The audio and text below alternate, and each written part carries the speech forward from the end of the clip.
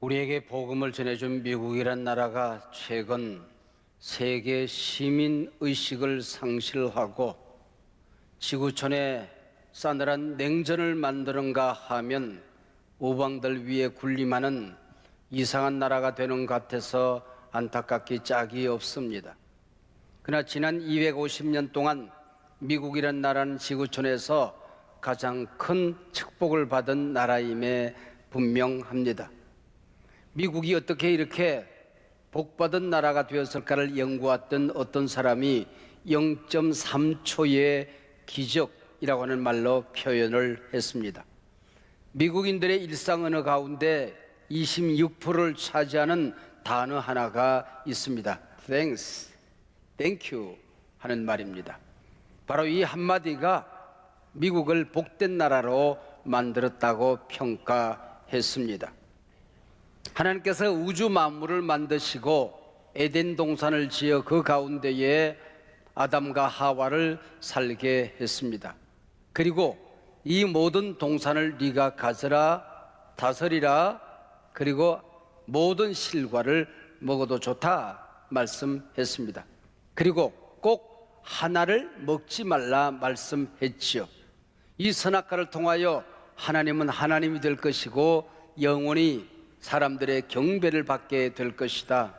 그리고 이 선악과가 잘 지켜짐으로 사람들은 사랑받는 존재가 되어서 살게 될 것이다. 이 세상 물질은 마음껏 가져도 되는 이용가치로 지구촌을 섬기게 될 것이라고 말씀했습니다. 아담과 하와는 다 가졌습니다. 그러나 한 가지 가지지 못한 것, 한 가지 먹지 못하는 것, 이걸 불평하고 불만을 가졌다가 선악과를 따먹고 이 낙원에서 쫓겨납니다. 신락원, 바로 에덴 동산이 신락원이 되어버리고 말았던 것이죠. 불평거리를 찾는 사람들은 천국에 갖다 두어도 천국을 지옥으로 만들어냅니다. 그가 가는 곳 어디든지 불평촌으로 만들어냅니다.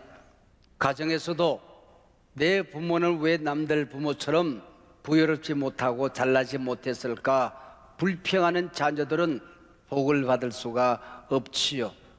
내 남편은 세상에 내세워 쑥스러움이 없는 자랑스러운 남편이 되지 못했을까? 왜 내 아내는 못났을까? 그러면은 그 가정에 행복이 깃들 수가 없는 것이요. 남들처럼 세상에 자랑스러운 자녀로 태어났으면 좋았을 터인데 내 자식들은 왜 자랑스러운 자녀로 성장하지 못할까? 불평을 한다고 한다면 그 가족은 지옥촌이 되어버리고 마는 것입니다. 어떤 한 아이가 네 꿈이 뭐냐 그랬더니 재벌 2세가 되는 거래요. 어떻게 그게 가능하냐 그랬더니 그렇잖아도 우리 아버지가 노력을 해야 되는데 영 희망이 안 보여서 포기할까 보다고 그러더랍니다. 여러분 직장 생활도 불평하기 시작하면 있을 수가 없는 거죠. 교회 생활도 마찬가지 아니겠습니까? 여기서 감사하고 행복하게 살면 은혜 받으면 잘 살 것인데 한 가지 불만스러운 일 때문에 이 교회 저 교회 옮겨 다녀보지만은 떠돌이 교인이 되어버리고 마는 것입니다. 이 바로 인간이라고 하는 거죠. 여러분 세상에서 감사거리를 찾는 사람들은 지옥에 갖다 놓아도 감사하며 살아가더라는 것입니다.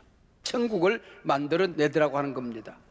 요즘은 뭐 신방을 잘 다니지 못합니다만은 중환자실 신방을 가보면은 손가락 하나 까딱했다는 것 때문에 가족들 가운데 환호가 일어납니다. 아버지가 눈을 떴다가 감았다, 이제 깨어나실 거다, 모든 식구들이 좋아합니다. 내 발로 걸어 다닐 수만 있다면 소원이 없겠다는 사람들이 이 지구촌에 얼마나 많이 있습니까? 내 눈으로 볼 수만 있다고 한다면 나는 소원이 없겠다는 사람들, 내 입으로 말하고 내 손으로 밥 떠서 내 입에 넣을 수 있다고 한다면 소원이 없겠다는 사람들이 얼마나 많이 있습니까? 누군가 기적처럼 기대하고 바라는 그것들을 우린 다 하고 있습니다. 다 누리고 있습니다. 다 가지고 있습니다. 그럼에도 불구하고 우리는 불평하고 원망하고 살아가는 겁니다. 아인슈타인은 말했습니다. 이 세상에 두 종류의 사람들이 있더라는 겁니다. 첫 번째는 은혜는 없다, 그리고 기적은 있을 수가 없다라고 말하는 사람들, 믿는 사람들이요. 두 번째는 내게 일어나는 모든 것이 하나님의 은혜다. 내가 가진 모든 것, 내 안에서 일어나는 모든 것들이 기적이라고 믿는 사람이 있다라고 말했습니다. 부모 일찍 별세하셨지만은 지금 온 가족들이 건강하게 잘 산다, 그래서 감사하다, 이건 기적이다. 힘든 일 많다, 그러나 온 가족들이 신앙 가졌으니 함께 기도하고 격려하며 산다, 이게 감사가 아니고 무엇이겠는가. 내 자식들 1등 2등 못했지만은 착한 아이들로 우리 가정에 태어나 우리에게 기쁨을 주니 감사하다. 우리 집안 큰 부자 아니지만은 온 식구들이 성실하게 땀 흘려 먹고 산다, 그래서 감사하다, 이게 기적이다. 그렇게 믿고 사는 사람들이 있더라는 겁니다. 인간이 가지고 있는 많은 정서적인 것들이 있습니다. 그 가운데 정서적으로 가장 안정된 사람이 어떤 사람인가? 감사하며 사는 사람이래요. 심장의 박동이 가장 안정된 사람은 감사하다는 말을 많이 하는 사람이라고 합니다. 그리고 이웃을, 누군가를 섬기며 사는 사람이 가장 안정된 정서적인 안정감을 누리고 살아가더라고 하는 거죠. 오늘 본문 한마디로 말하면 레아의 감사입니다. 레아의 감사는 못나서 받은 은혜입니다. 그래서 오늘 설교 제목이 못나서 받은 은혜, 못나서 받은 은혜입니다. 오늘 본문 31절에 보면 레아가 사랑받지 못함을 하나님이 보셨다, 그렇게 말합니다. 33절에 보면 레아가 사랑받지 못해서 하나님이 들으셨다, 그렇게 말합니다. 세상 사람들은 아무도 봐주지 않습니다. 주목하지 않습니다. 그때 하나님이 레아를 보셨다는 겁니다. 누구도 레아의 말에 귀를 기울여 주지 않습니다. 그 말 들으려고 하지 않습니다. 그런데 하나님께서는 레아가 무슨 말을 하든지, 그 마음에 어떤 마음을 품든지, 어떤 기도를 하든지 하나님이 들으셨다, 그렇게 성경은 기록하고 있습니다.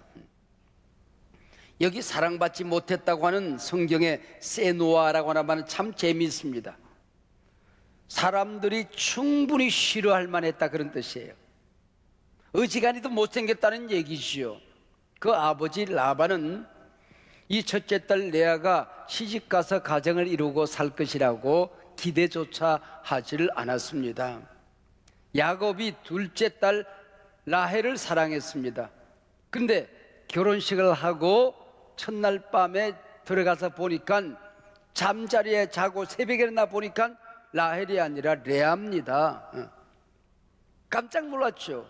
어찌된 일이냐 항의를 했더니 우리 마을에서는 언니가 시집을 안 갔는데 둘째가 시집갈 수 없어서 언니가 들어가는 게 당연하다는 겁니다. 그래서 라반은 동생 시집갈 때 1+1 끼워 팔기로 언니를 팔아 시집 보냅니다. 그렇게 해서 사랑하지 않은 여인이지만은 야곱이 레아를 아내로 맞이하게 되는 것이죠. 하나님은 아브라함에게 자손을 하늘의 별처럼 바다의 모래알처럼 큰 민족을 이룰 것이라고 약속을 했습니다. 그 약속이 누구에게서 이루어지느냐? 바로 야곱 12아들, 이 아들을 통하여 12지파가 이루어지게 되는 것입니다. 이 12지파가 형성될 때에 첫째, 둘째, 셋째, 넷째 태어난 아들이 레아를 통하여 이 땅에 태어나게 되는 것입니다. 맏아들은 루벤입니다. 그리고 제사장 지파 레위가 태어납니다.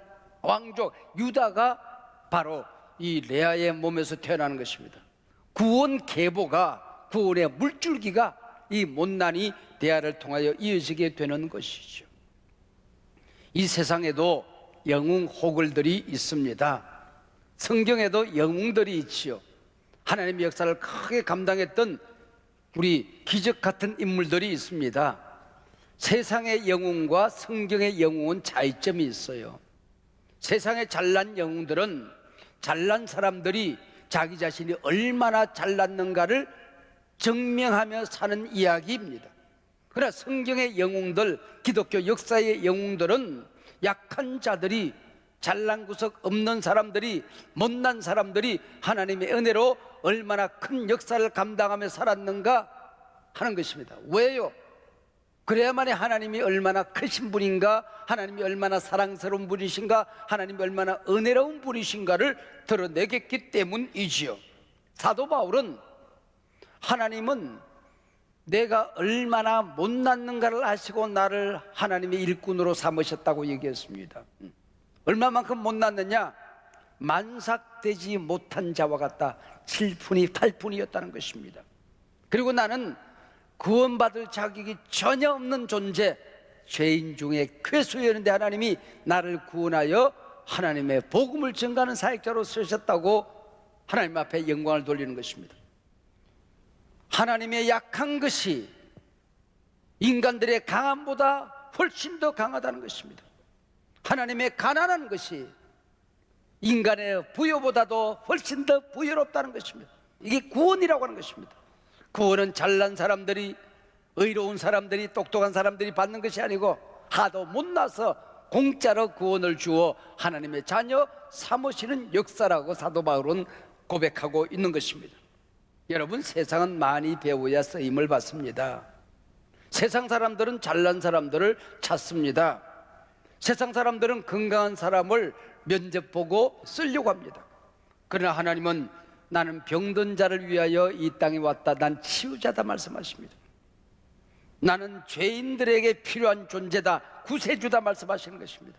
수고하고 무거운 짐진 자들아 다 내게로 오라, 내가 너희를 편히 쉬게 하리라 말씀하고 있는 겁니다.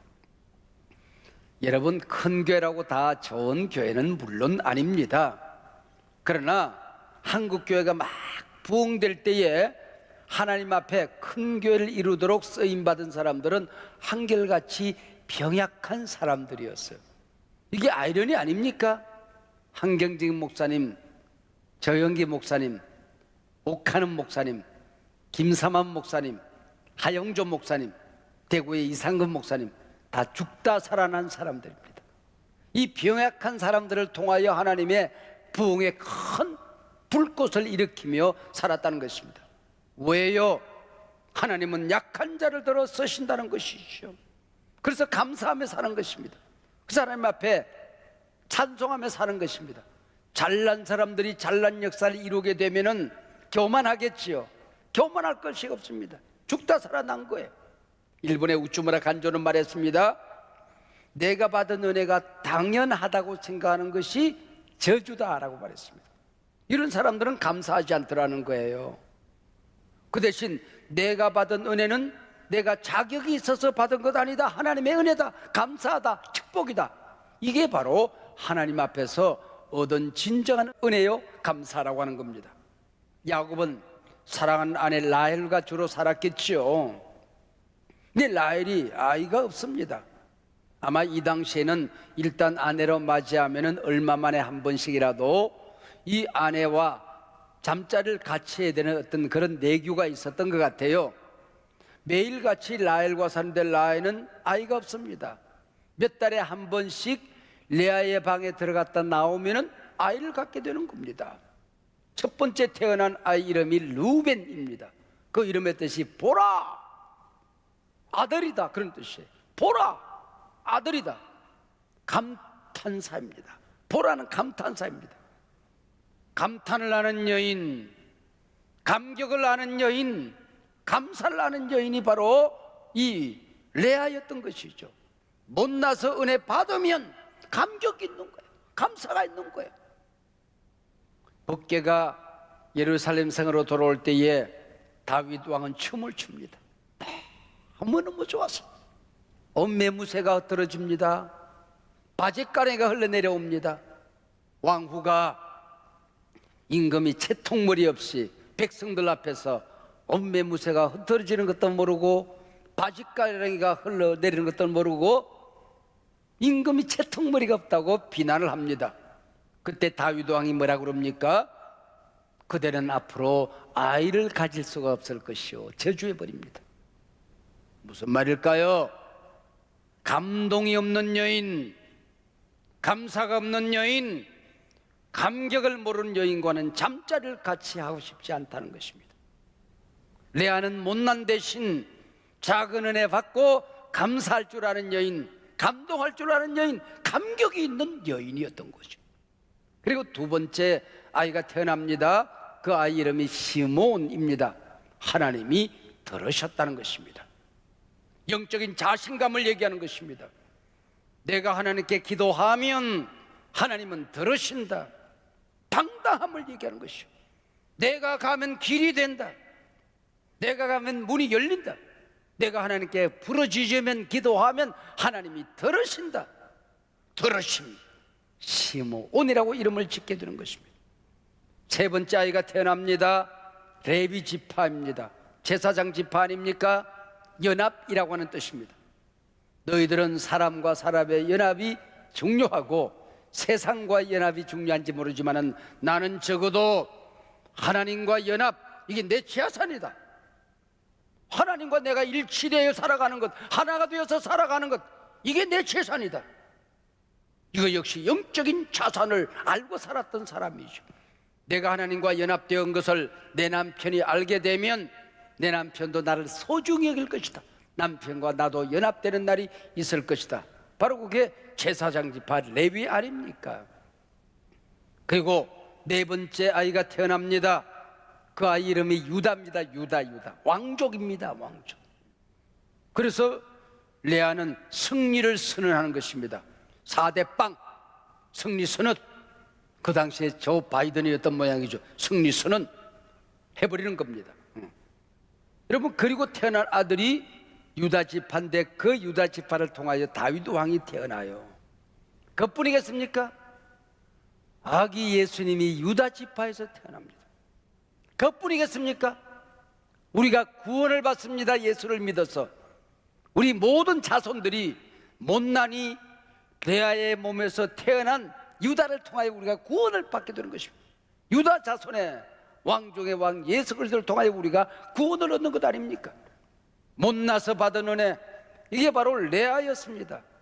여러분, 내가 구원을 어떻게 받았습니까? 잘나서 구원받은 사람이 있습니까? 우리 가운데 온전한 선행이 있어서, 착해서, 쌓아놓은 덕이 많아서, 똑똑해서, 모자람이 없어서 구원받은 사람이 있습니까? 우리 모두는 구원받을 수 있는 조건이 없습니다. 우리의 지식으로 구원받을 수 없습니다. 우리의 선행과 공로로, 우리의 헌신으로 구원받을 수가 없습니다. 못나서 하나님이 우리를 공짜로 선물로 주신 것이 구원입니다. 할렐루야. 하나님의 자녀된 권세입니다. 할렐루야. 천국의 시민권이 되는 것입니다. 못나서 받은 은혜가, 여러분, 못나서 받은 은혜의 조상을 레아를 통하여 우리 모두가 못나서 받은 은혜를 가지게 되는 것이죠. 사랑하는 여러분, 코비드-19 재난시대를 살아가는 여러분의 형편이 어떠합니까? 턱 빠지게 한바탕 웃어볼만 합니까? 아니면 날로 어려운 일이 많아서 테스 형 세상이 왜 이래? 매일 우리의 삶이 그렇습니까? 저도 제 생애 가운데에 재난 가운데 드리는 추수감사절 예배를 드리고 있습니다. 일제강점기 우리 믿음의 선진들이 나라를 빼앗기고 농사 짓고 나면 공출로 다 빼앗기고 빈손 들고 감사절 예배를 드렸습니다. 빗발치는 총탄 6.25 전쟁을 치르며 피난길에서도 추수감사절 예배를 드렸습니다. 이스라엘 백성들도 마찬가지입니다. 전쟁 중이든 흉년 가뭄이든 빈손 들고도 하나님 앞에 추수감사 제사를 드렸습니다. 수확이 얼마나 되는가? 환경이 부유로웠느냐? 고난이 있느냐? 아무런 중요성이 없는 겁니다. 그와 상관없이 하나님이 나를 구원하셨다. 하나님이 우리를 선택하셨다. 하나님이 선민 삼으셨다. 이 백성의 왕이시다. 왕 되신 하나님 앞에 구원받은 우리는 마땅히 나아가 감사로 제사를 드리는 것이다. 이게 추수감사절 예배였던 것이죠. 이게 유대인들의 절기신앙입니다. 유대인들의 절기신앙에 깊이 흘러가는 정신이 있습니다. 우리는 작은 족속이지만은, 작은 민족이지만은 가장 위대하신 하나님, 가장 크신 하나님께 예배하기 때문에 우리는 큰 민족이라고 믿었던 겁니다. 우리는 가난하지만은, 우리는 못났지만은, 우리는 약하지만은 위대하시고 크신 하나님이 우리 아버지라면은 나는 큰 자이다, 나는 부유한 자이다, 나는 강한 자이다. 할렐루야.